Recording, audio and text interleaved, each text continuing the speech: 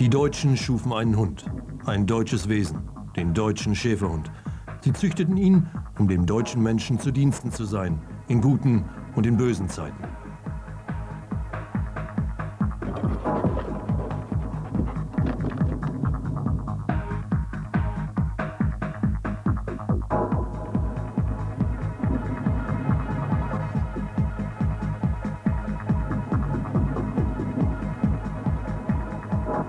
Die Erfolgsstory des Vereins für Deutsche Schäferhunde basiert einmal auf den Hunden, aber auch auf den Menschen vornehmlich, die sich damit befasst haben. Wenn wir uns vor Augen führen, dass wir heute über 100.000 Mitglieder haben in 19 Landesgruppen, diese wiederum sich aufsplitten in 2.400 Ortsgruppen, dann kann man schon recht stolz sein, denn das ist der größte Rasse- und Zuchtverein der Welt. Ein Verein, der versucht hat, es richtig zu machen.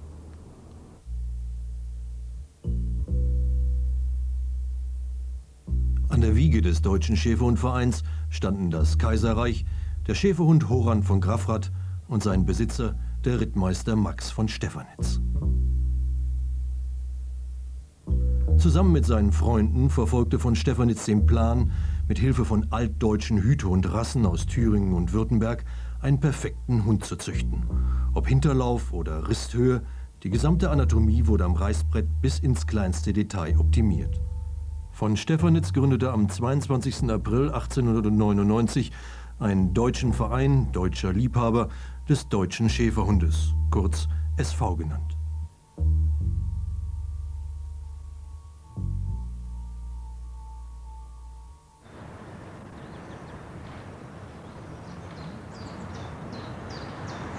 Auf den Tag genau 100 Jahre später ehrt eine Delegation des SV den 1936 verstorbenen Rittmeister.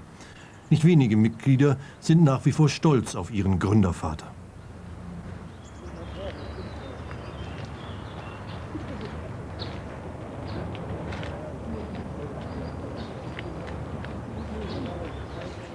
Die Kränze, die an seinem Grab auf dem Dresdner Trinitatisfriedhof niedergelegt werden, erweisen einem Mann die Ehre, der Paradebeispiel für den vom Nationalismus trunkenen Zeitgeist des Kaiserreichs war. Die Geschichte des deutschen Schäferhundes und seiner Herren spiegelt, wie kaum eine andere, den Wandel deutscher Mentalität in den letzten 100 Jahren.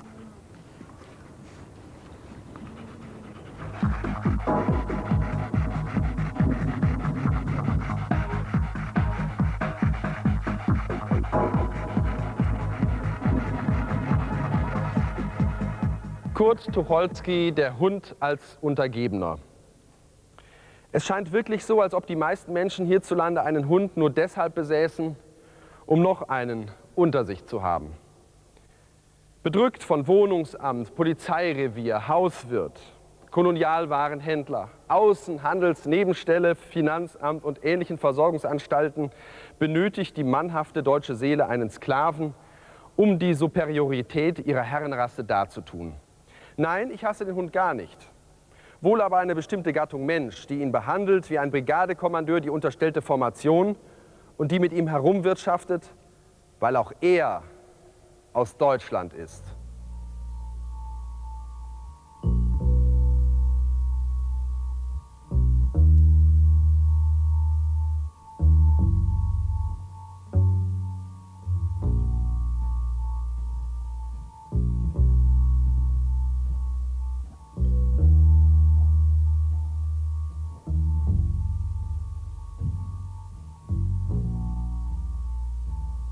Die Schöpfung des deutschen Schäferhundes ist ja eine Neuzüchtung, kein uralter Hund, fällt in die Zeit der wilhelminischen Epoche. Die wilhelminische Epoche war eine Zeit auch der Unsicherheit. Die Deutschen fühlten sich eigentlich sehr unsicher, sehr nervös.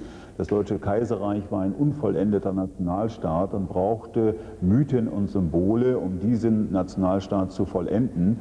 Da wurden der Rhein besungen, da wurde die Germania-Gestalt geschaffen, die auf den Briefmarken zu sehen war, eine etwas füllige Dame Name, und da wurde auch der deutsche Schäferhund geschaffen, der als der deutsche Nationalhund gelten sollte, und auch das wurde auch keineswegs als lächerlich empfunden, sondern sehr ernst. Der deutsche Schäferhund war ein Symbol des Deutschtums und nicht zufällig in der wilhelminischen Epoche geschaffen. Die national gesinnten Deutschen fanden in der Herkunft des deutschen Schäferhundes Halt und Tradition. Stammte er doch vom mythenumwobenen Urvater Wolf ab. Und war der Wolf nicht schon den alten Germanen Symbol gewesen? Vor Tausenden von Jahren stieß der Wolf zur umherziehenden Sippe des Menschen, vertilgte die Reste von dessen Beute. Mit der Zeit begann er die Menschen und auch deren Haustiere als sein Rudel zu betrachten, das es zu schützen galt.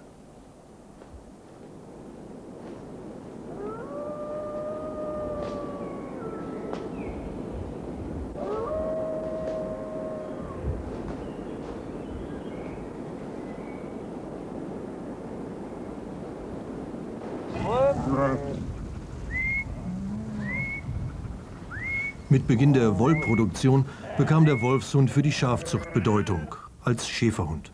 Er sollte die Herde treiben und sie schützen.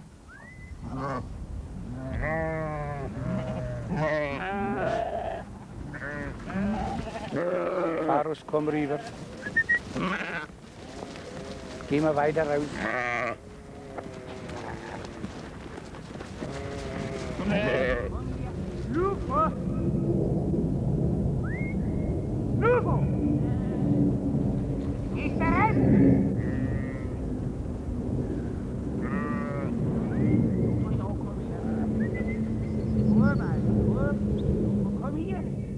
Der deutsche Schäferhund hat mich so überzeugt bei der Schaf, dass ich den deutschen Schäferhund vor dem altdeutschen ziehe. Weil die Schafe haben mehr Ruhe beim deutschen Schäferhund. Er macht es viel geschickter. Der Altdeutsche ist etwas robuster vielleicht, nicht robuster jetzt von der Witterung her gesehen, aber wie will ich denn sagen, rülpiger. Der deutsche Schäferhund macht es intelligenter. Und der deutsche Schäferhund, wenn es die richtige Blutlinie ist und ein durchgetüchteter Hund, dann ist es für mich eben der bessere Hund. Er macht die Arbeit, wie sie braucht, und das Vieh hat viel Ruhe dadurch. Ne?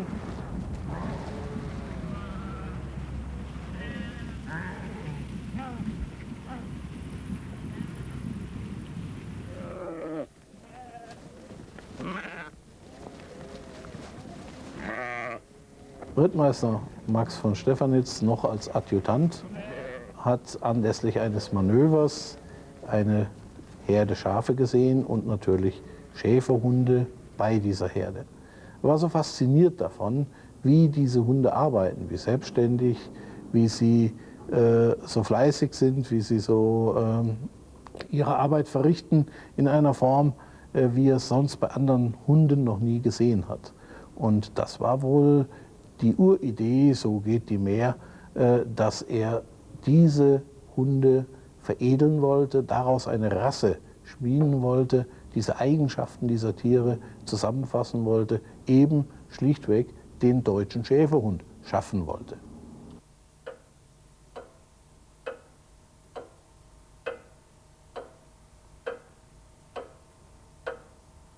Deutsche Vereinsgründung, Gründerzeit, Zeit der autoritären Enge. Adlige, Militärs und Bürger kamen auf den deutschen Schäferhund. Die Mitgliederzahl des Vereins nahm rasch zu.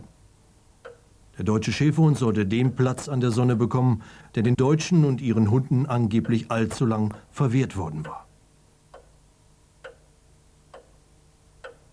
Dieser Platz sollte allerdings nur zuchtgeeigneten Schäferhunden, wie dem von Max von Stephanitz erworbenen Schäferhund mit der Zuchtbuchnummer 1 1899, Horand von Grafrath, vorbehalten bleiben.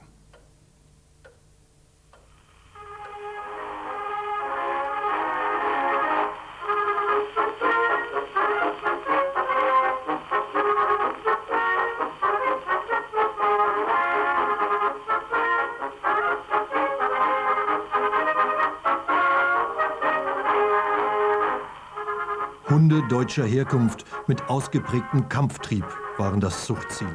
Die rassehygienischen Lehren von Autoren wie Ernst Haeckel und Alfred Plötz waren im damaligen SV bestens bekannt.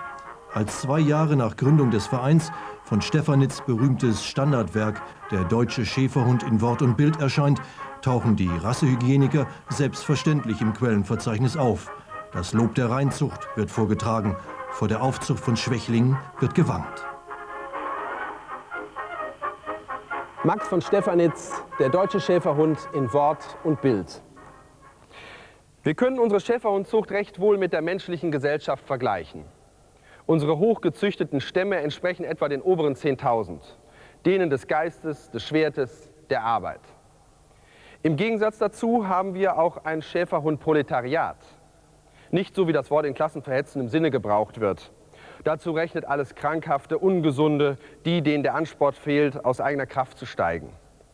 Dann die durch Zucht, Aufzucht und Haltung körperlich und seelisch Verkommenen, die Ver- und Überzüchteten, die Zwingerhunde. Die alle erhalten, heben zu wollen, wäre verlorene Liebesmühe. Es ist Rassenabfall, selbst als Zuchtdünger, nicht mehr verwertbar.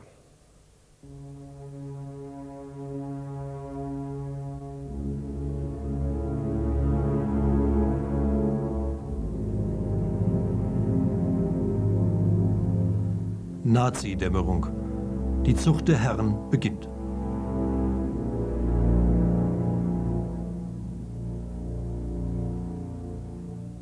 Die Eigenschaften des deutschen Schäferhundes spiegelten die Sekundärtugenden der gewünschten Herrenrasse exakt wider. Mut, Treue bis in den Tod, Fleiß, Gehorsam.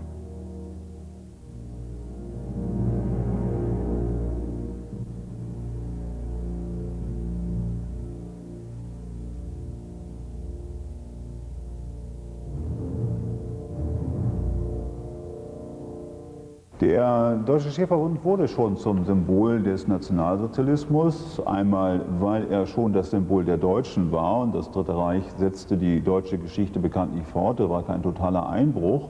Und hinzu kam aber auch, dass das Dritte Reich den Rassismus als Staatsideologie vertrat.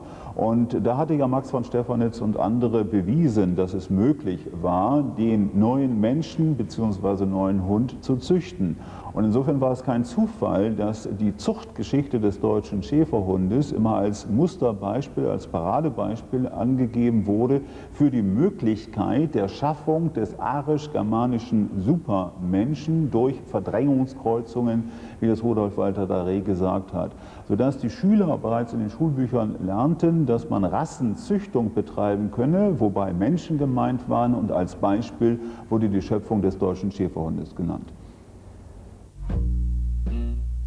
Selbstverständlich mussten die deutschen Schäferhunde anlässlich der reichsüblichen Gautreffen mitsamt ihren Hundeführern in den Straßen paradieren. Allerdings war es inzwischen nicht mehr der Schäferhundverein, der für derlei Propagandaumzüge verantwortlich zeichnete. Der SV wurde am 20. Juni 1935 zwangsvereinigt. Anstelle privater Hundezuchtvereine gab es nun eine sogenannte Reichsfachschaft für Schutz- und Dienstgebrauchshundewesen, in der freilich ehemalige Mitglieder des SV federführend waren.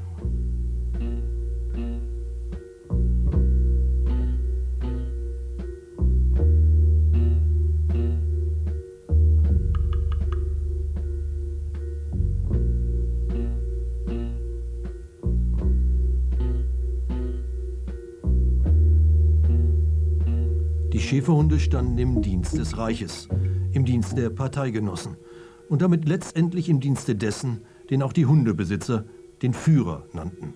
Der Führer Adolf Hitler bedient sich des Mythos deutscher Schäferhund, und wir haben ja sehr viele Fotos, wobei übrigens alle Fotos, die bekannt sind, Propagandafotos waren, die Adolf Hitler mit einem Schäferhund zeigen, und das geschah bewusst. Adolf Hitler wusste über die Symbolhaftigkeit des deutschen Schäferhundes Bescheid, war das Symbol des Deutschtums, er war beliebt, und damit konnte sich der Führer der Deutschen als lieber Führer der Deutschen darstellen und konnte damit um Sympathie werben. Heute nennt man das Imagepflege, aber Hitler war schon damals ein Meister der Imagepflege und hat damit auch den deutschen Schäferhund eingesetzt. Wohlgemerkt, der deutsche Schäferhund selber konnte nichts dazu.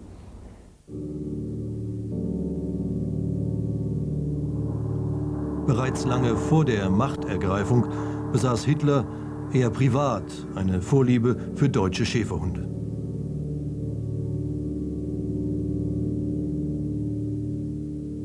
Seine Schäferhündin Blondie indes wurde reichsweit bekannt.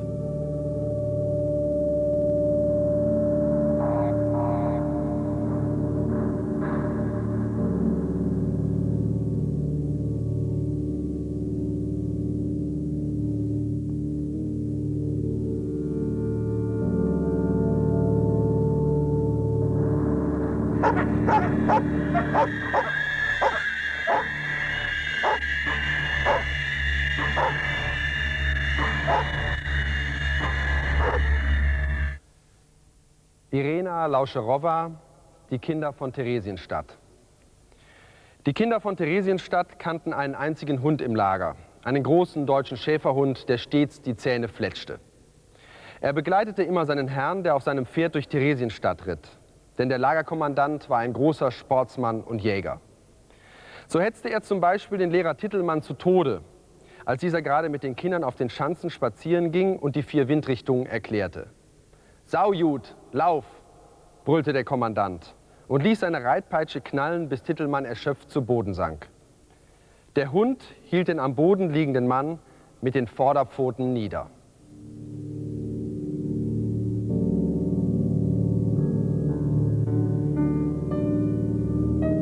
Deutsche Konzentrationslager, wie das im Buchenwald, waren ohne Schäferhunde kaum denkbar.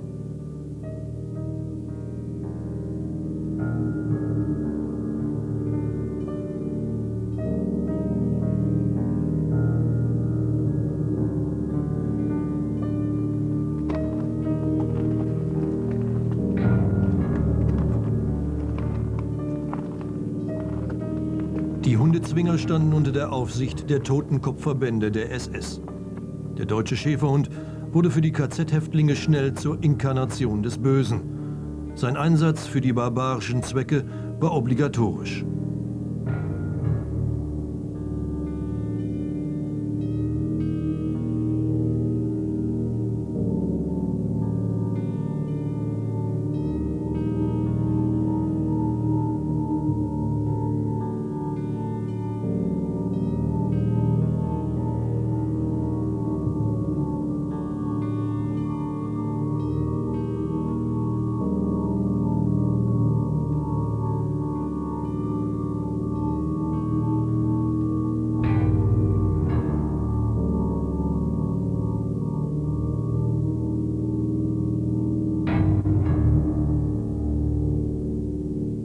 Es war nicht sehr schwer, dass man die Hunde dazu ausgebildet hat, eben KZs zu bewachen. Würde es nur die reine Wachfunktion sein, dann würde sie vielleicht Funktionen gleichen, die man heute auch noch irgendwo hat, wenn es darum geht, Gefangene zu bewachen. Aber das alleine war es ja nicht.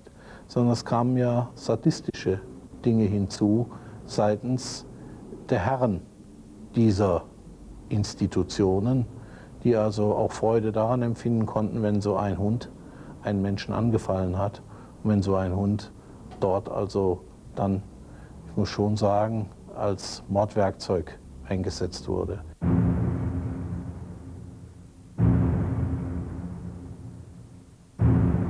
Der deutsche Schäferhund bewies seine deutschen Tugenden vor allem als Militärhund. 30.000 deutsche Wolfshunde wurden zum Militärdienst eingezogen. Sie dienten im Heeres- und Frontdienst. Die Schäferhunde galten als treue Kameraden bis in den Tod.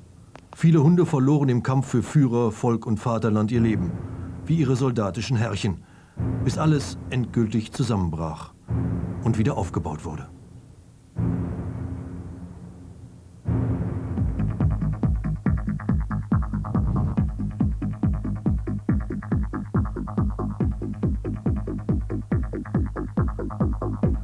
Rundschreiben an alle Schäferhundfreunde aller Zonen. Der Deutsche Schäferhundverband ist am 18. Januar 1948 wiedergegründet worden. Diese Wiederauflebung ist am 5. Februar 1948 unter großer Teilnahme mit Festlichkeiten in Hamburg gefeiert worden. Die Hauptgeschäftsstelle wurde mit eigenem Zucht-, Kör- und Leistungsbuch sofort eröffnet. Wir fordern alle Landes- und Ortsverbände sowie jedes ehemalige Mitglied und alle Schäferhundfreunde, Besitzer und Züchter auf, sich uns sofort in allen Zonen unter Führung eines Zonenpräsidenten anzuschließen.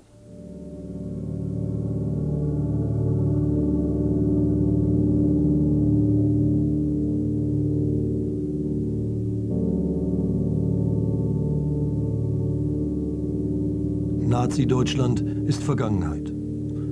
Mag der sogenannte Führer Deutschland verraten haben, mag alles in Trümmern liegen. Der Schäferhund steht seinem nachkriegsdeutschen Besitzer treu zur Seite.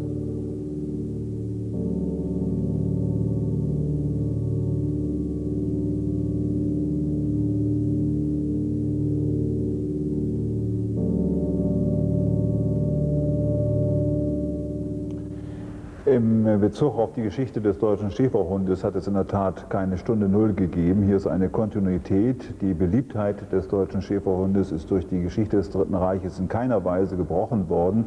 Und gerade in der unmittelbaren Nachkriegszeit ist der deutsche Schäferhund wieder das liebste Symbol der Deutschen. Hier aber jetzt nicht mehr in seiner aggressiven, angezüchteten Art, sondern eben als Schutzhund, der im wörtlichen und übertragenen Sinne den nachkriegsdeutschen Schutz gibt.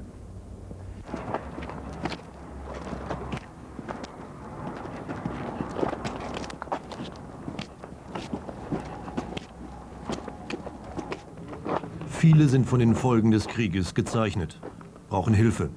Der Schäferhund ist ihnen ein Freund in der Not. Er ist schließlich nicht nur für den Militärdienst verwendbar, sondern für jeden Zweck zu haben und auszubilden. Der deutsche Schäferhund an sich ist weder gut noch böse.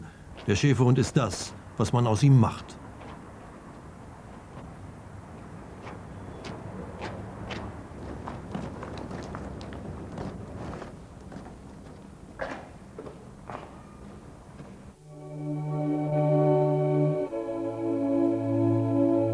Die Schäferhundbesitzer der Nachkriegszeit sind nach Besatzungszonen sortiert, wie ihre Hunde auch.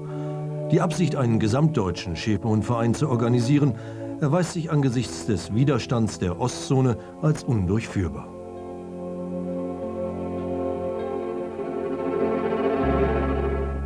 (1949) wird die Bundesrepublik gegründet, kurz darauf die DDR. Im Osten entsteht eine eigene Spezialzuchtgemeinschaft für Schäferhunde.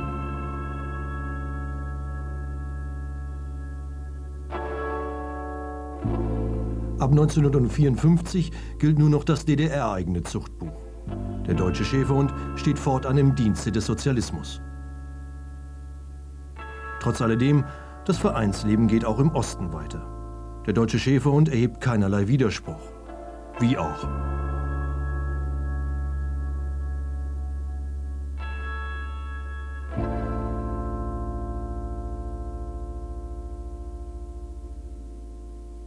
Seinerzeit sehr schmerzlich natürlich, dass hier eigene Wege gegangen wurden und leider muss man auch sagen, wieder Wege, die irgendwo in alten Spuren liefen. Denn als Beschaffungsorgan zu dienen für die Armee, für die Volkspolizei, für diese Dinge einfach nur dann, wenn man also Hunde produziert, die dazu geeignet sind, dann wurde man gefördert.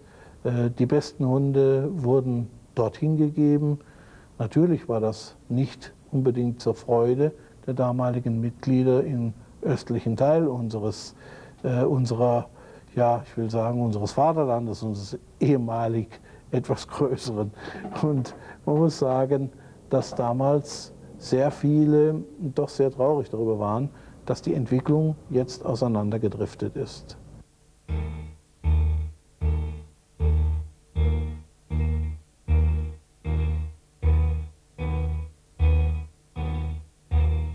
Die Deutschen und ihre Schäferhunde werden endgültig getrennt. Martialische Grenzanlagen sollen jede Flucht verhindern. 1961 wurde die Mauer gebaut und dabei wurde auch wieder der deutsche Schäferhund eingesetzt. Die ostdeutschen und die DDR-Vereine für Schäferhundwesen haben sich, so war es jedenfalls den Zeitungen zu entnehmen, freiwillig für den Dienst der guten Sache gegen den Imperialismus zur Verfügung gestellt und zusammen mit ihren Hunden die noch nicht ganz gebaute Mauer bewacht. Später sind dann auch Schäferhunde eingesetzt worden an den Stellen der Mauer, wo es keine Steine in der Mauer gab, sondern nur in Anführungszeichen Stacheldraht. Und hier waren sie an Laufleinen befestigt und haben hier die Mauer, die Grenze bewacht für beide Seiten. Für die Flüchtlinge war das sehr schrecklich, aber für die Hunde auch selber.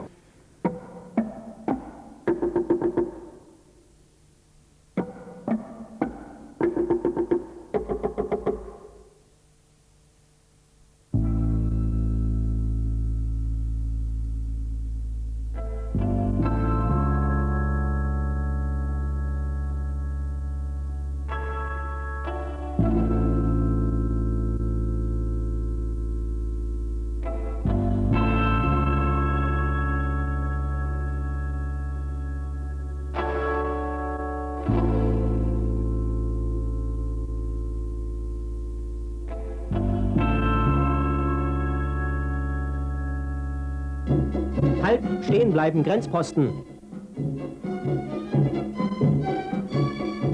Ein rekonstruierter Grenzzwischenfall zeigt, wie es einem Grenzverletzer erginge, würde er versuchen, hier ins Gebiet der DDR einzudringen.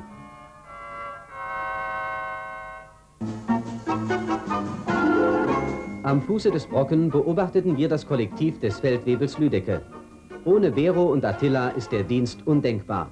In diesem schwierigen Gelände haben Fährten und Schutzhunde ihre Unersetzbarkeit schon oft bewiesen.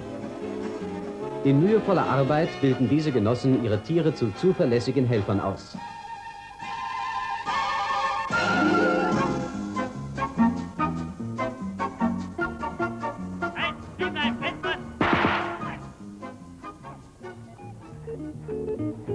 Verantwortungsbewusst wie alle Angehörigen der Grenztruppen sorgen die Diensthundestaffeln mit dafür, dass die 1560 Kilometer lange Staatsgrenze zur BRD und West-Berlin jederzeit zuverlässig gesichert ist. Der Hund soll auf feindliches Verhalten fremder Personen misstrauisch und angriffslustig reagieren. Bei der Bundeswehr, Deutschland West. Ob West oder Ost, der Schäferhund wird in den Wehrdienst beider Deutschländer gestellt.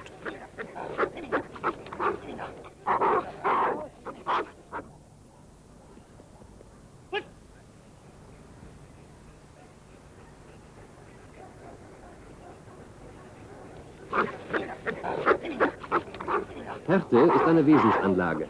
Sie kann nicht gelehrt oder erlernt werden. Aber der Diensthund muss sich bei den Kampfübungen auch an Schmerzen gewöhnen. Nachdem Sie nun den Schutzdienst hinter sich haben, darf ich Ihnen das Endergebnis Ihrer Prüfung bekannt geben.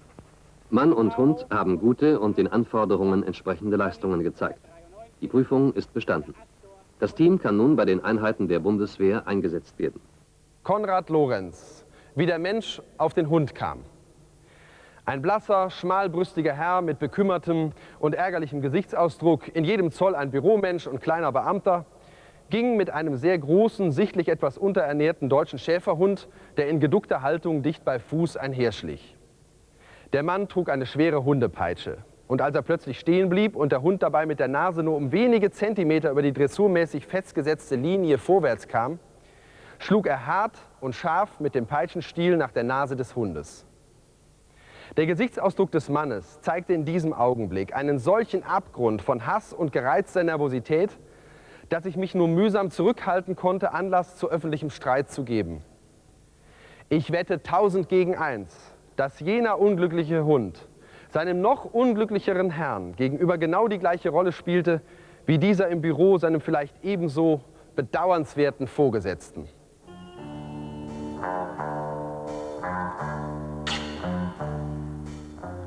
Der Schäferhund wird zwar für höchst unterschiedliche individuelle und ideologische Zwecke benutzt, doch über eines sind sich alle einig. Er ist ein perfekter Helfer in allen Notlagen.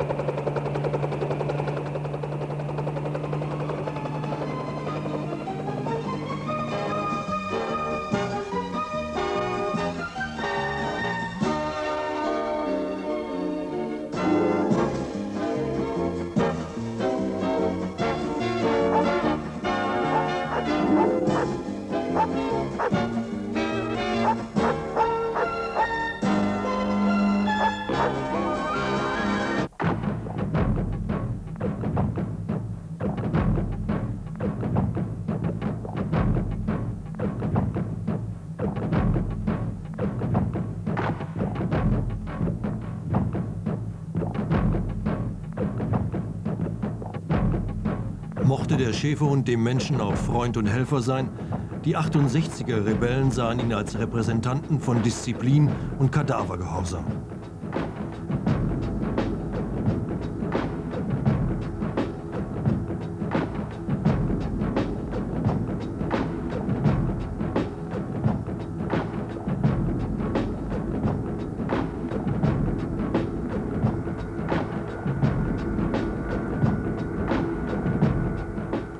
Das Klima war unversöhnlich.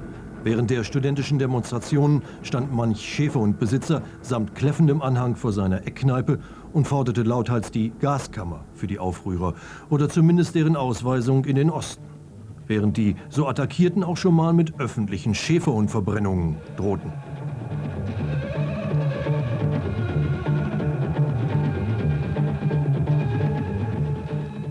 Die 68er stellten nicht nur das berühmte System in Frage, sondern auch den deutschen Schäferhund, weil der deutsche Schäferhund für sie all das war, was sie nicht mochten. Einmal die faschistische Vergangenheit, die ja gar nicht vergangen war, zweitens aber auch die spießige Gegenwart. Und vor allen Dingen repräsentierte der deutsche Schäferhund das Deutsche und das Deutschtum. Und aus diesem Deutschtum und aus diesem deutschen Volk wären sie ja gerne ausgetreten, was aber leider nicht ging.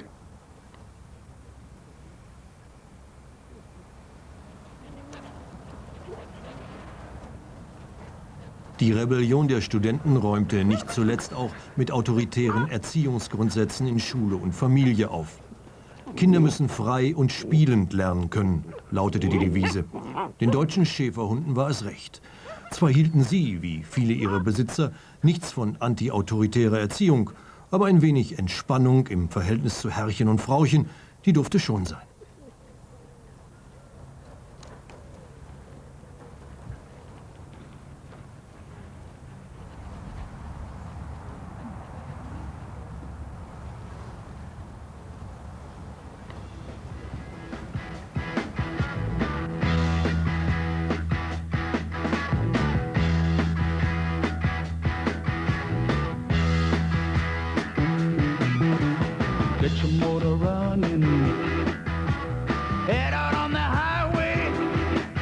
Die 68er haben selbstverständlich auch in diesem Verein Auswirkungen gezeigt. Und sie können heute sich locker bewegen, wie Sie sehen. Ich kann hier meinem Hobby freunden und da bin ich nicht alleine. Sondern sie können eigentlich machen, was sie wollen. In diesem Verein mit dem Hund. Auch der Hund kann machen, was er will. Hauptsache er tut es bei uns.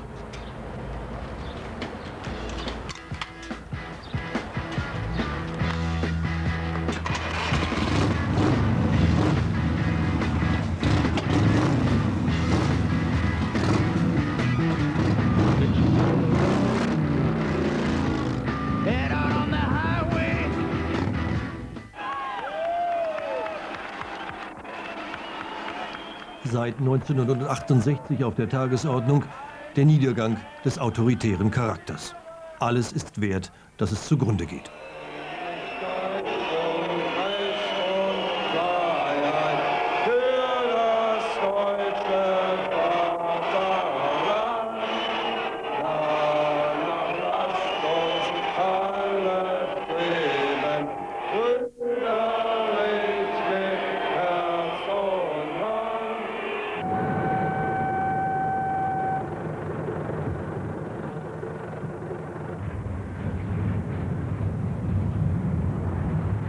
Man hat sich vereinigt. Auch die Schäferhundfreunde aus Ost und West fanden wieder zueinander. Im Dach ihres alten Vereins, was nicht folgenlos blieb.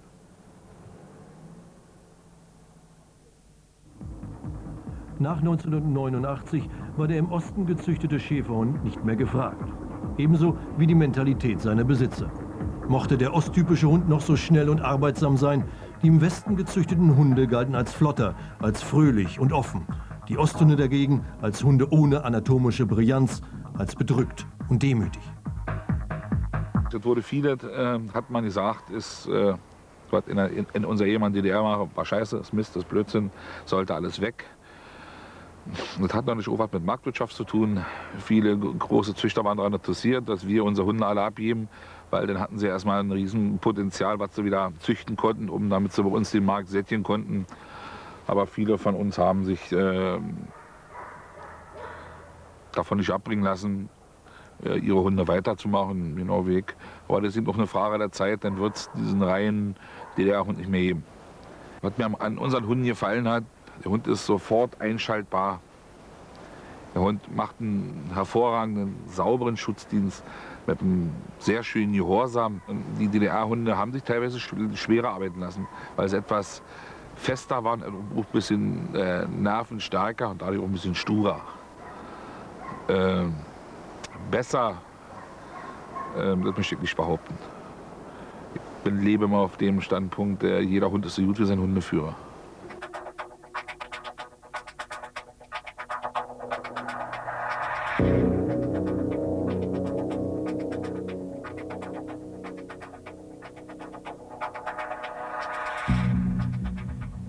Schäferhundstandards 2000. Triebstärke, Selbstsicherheit und Belastbarkeit. Mut, Kampftrieb und Härte. Das Fell ist stockhaarig mit dichter, fester Unterwolle. Der deutsche Schäferhund ist mittelgroß, leicht gestreckt, kräftig und gut bemuskelt. Die Knochen trocken und das Gesamtgefüge fest. Ein mittelgroßes, mittelschweres und wendiges, temperamentvolles Tier. Aufmerksam, führig, mit freiem, offenem Wesen und gutmütigem Charakter.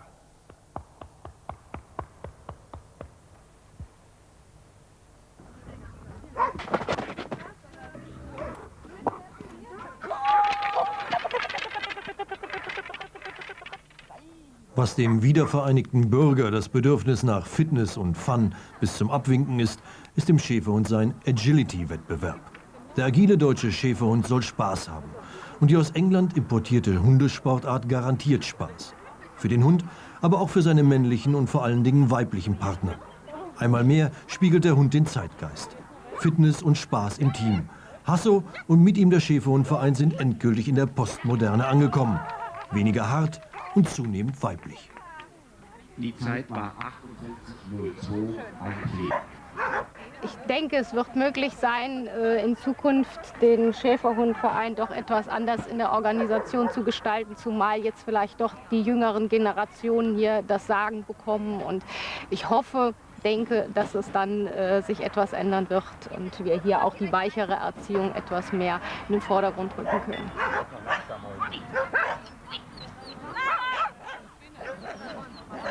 Agility ist für alle da, für alle Hunde. Ob groß oder klein, ob Ost- oder Westhund, ob reinrassig oder Mischling, das ist für die Hunde ganz egal. Dogs just wanna have fun.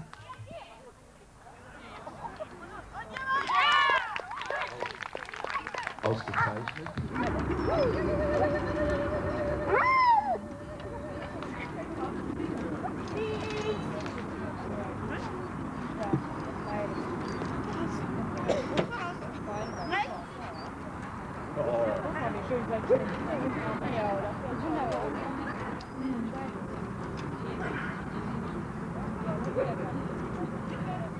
Mit Hilfe von Agility öffnet sich der SV. Langsam, aber sicher. Der Hund wird zum Partner, nicht länger zum Untergebenen.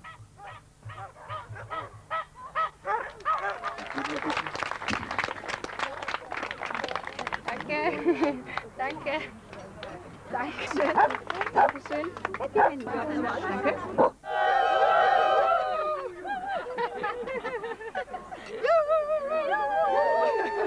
Früher war es ja so, Hundeplatz wurde mit Drillplatz ausgelegt und das ist natürlich beim Agility nicht. Aber man darf nicht verkennen, dass der Hund beim Agility einen absoluten Gehorsam haben muss. Aber der muss noch mit Freude gebracht werden.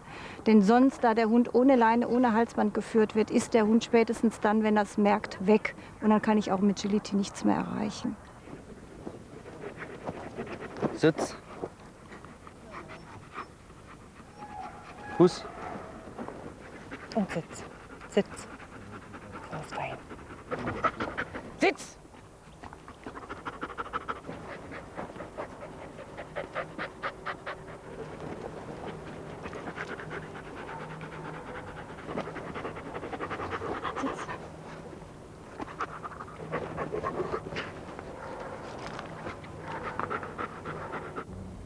Sitz. Ich glaube kaum, dass ich mir einen deutschen Schäferhund anschaffen würde, obwohl ich meine Antipathie, die ich in der Tat auch hatte, 68 folgende, doch weitgehend abgebaut habe, erkannt habe, der Hund kann nichts dafür und auch die Schäferhundbesitzer, sie entsprechen in der Regel nicht mehr den Stereotypen, die man hat. Man muss auch versuchen, sich von Stereotypen frei zu machen. Allerdings würde ich sagen, ich brauche auf jeden Fall einen Hund. Es muss nicht unbedingt ein Schäferhund sein, aber ein Hund muss sein. Ein Leben ohne Hund ist ein Hundeleben.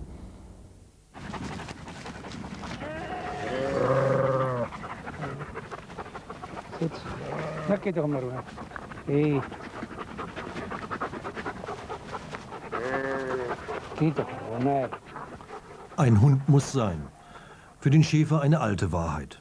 Sein Hund ist ihm ein Freund, der für ihn arbeitet. Arbeiten, eben das war die eigentliche Aufgabe des Schäferhundes, bevor er durch akribische Züchtung zum deutschen Schäferhund wurde. Vom deutschnationalen Symbol zum fitten Sozialpartner, zum hilfreichen Diensthund und nicht zuletzt zum Exportschlager.